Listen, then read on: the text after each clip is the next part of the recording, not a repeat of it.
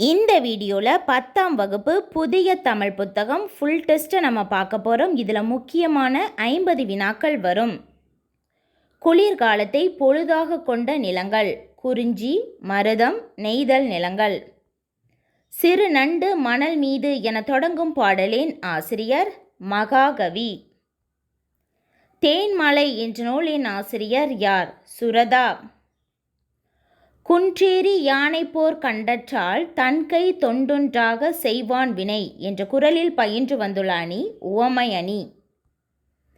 மக்களே போல்வர் கயவர் அவர் அன்ன ஒப்பாரியாம் கண்டதில் என்ற குறளில் பயின்று வந்துள்ள அணி உவமை அணி.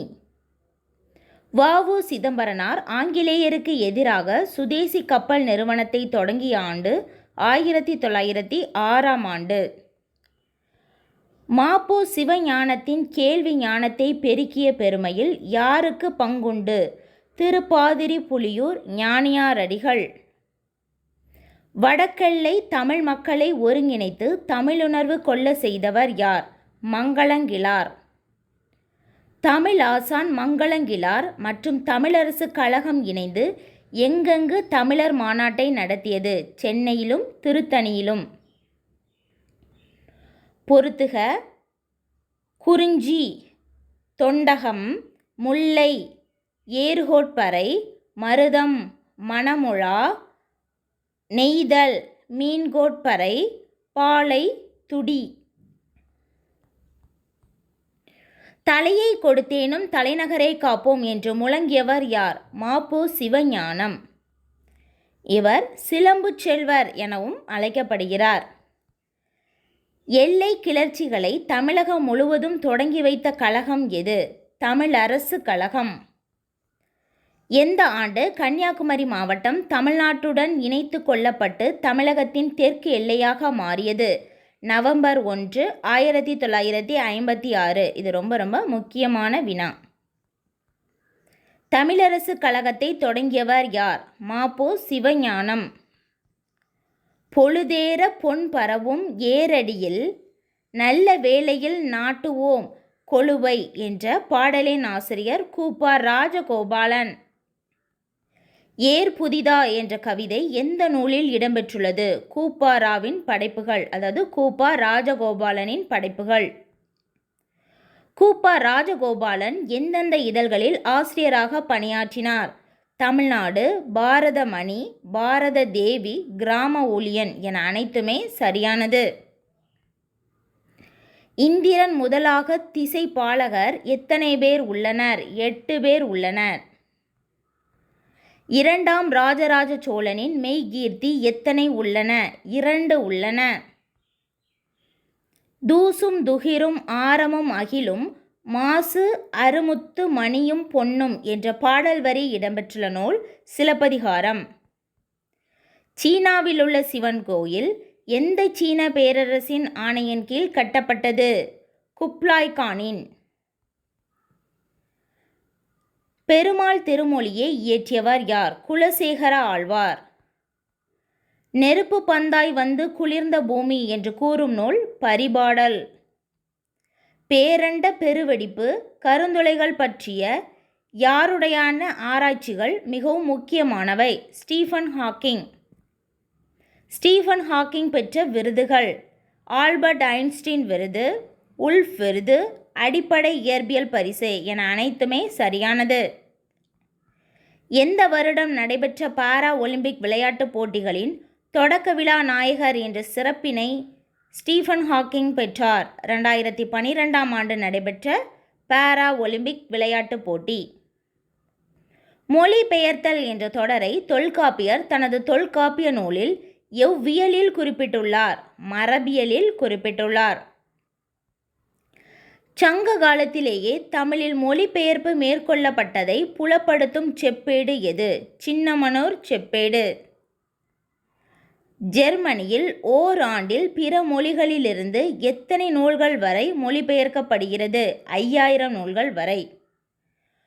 ஒருவரது புலமையையும் நினைவாற்றலையும் நுண்ணறிவையும் சோதிப்பதற்காக ஒரே நேரத்தில் நிகழ்த்தப்படும் 100 செயல்களையும் நினைவில் கொண்டு விடையளித்தல் எவ்வாறு அழைக்கப்படுகிறது? சதாவதானம் என்று அழைக்கப்படுகிறது. அதாவது செய்குதம்பி பாவலர் அவர்தான் சதாவதானி என்ற பட்டத்தை பெற்றவராவார். குசேல பாண்டியன் எந்த புலவரை அவமதித்தான்? இடைக்காடனாரை அவமதித்தான். பொறுத்துக சொல்லும் பொருளும். முனிவு சினம், அகத்து உவகை மனமகிழ்ச்சி, தமர் உறவினர், நீபவனம் கடம்பவனம். மதுரை பதிற்று பத்தாந்தாதியை இயற்றியவர் யார்? பரஞ்சோதி முனிவர். திருவிளையாடல் புராணத்தை இயற்றியவரும் பரஞ்சோதி முனிவரே. வயது வந்தோர் கல்வி திட்டத்தில் ஒருங்கிணைப்பாளராக பணியாற்றியவர் யார்? கமலாலயன். நீ விளையாடவில்லையா என்ற வினாவிற்கு கால் வலிக்கும் என்று உருவதை உரைப்பது எவ்வகை விடை? உருவது கூறல் விடை. கரகாட்டத்திற்கு அடிப்படையாக கருதப்படுவது எது? குடக்கூத்து. திறந்த வெளியை ஆடுகளமாக்கி ஆடை அணி ஒப்பனைகளுடன் வெளிப்படுவது தெருக்கூத்து என்று அழைக்கப்படுகிறது. இலக்கண குறிப்பு தருக. குண்டலமும் குலைக்காதும். அப்படி எண்ணற பொருளை வந்ததுனால இது எண்ணும்மை. இறைவனையோ தலைவரையோ அரசனையோ பாட்டுடை தலைவராக கொண்டு அவரை குழந்தையாக கருதி பாடுவது பிள்ளைத்தமிழ் என்று அழைக்கப்படுகிறது. இது சிற்றிலக்கிய வகைகளுள் ஒன்று. சரியான கூற்றை தேர்ந்தெடுக்க. கூற்று 1, மதுரை கலம்பகத்தை இயற்றியவர் குமரகுருபரர். இது சரியானது. கூற்று 2, சகலகலா வள்ளி மாளிகையை இயற்றியவரும் குமரகுருபரர். இதுவும் சரியானது. கூற்று 1 மற்றும் 2 இரண்டுமே சரியானது. பிள்ளை தமிழில் இரு பாலருக்கும் இடையே வேறுபடும் பருவங்கள் மொத்தம் எத்தனை? 3. ஓர் உயிர் பல உடல்களில் ஊடுருவி உலாவுவது போல பல இடங்களில் பாயுமாறு சரையு ஆறு. கம்ப ராமாயணத்தில் எத்தனை காண்டங்கள் உள்ளன? 6 காண்டங்கள் உள்ளன. ஏர் எழுபதை இயற்றியவர் யார்? கம்பர். ஏர் எழுபது, சிலை எழுபது ஆகிய நூல்களை இயற்றியவர் கம்பர்.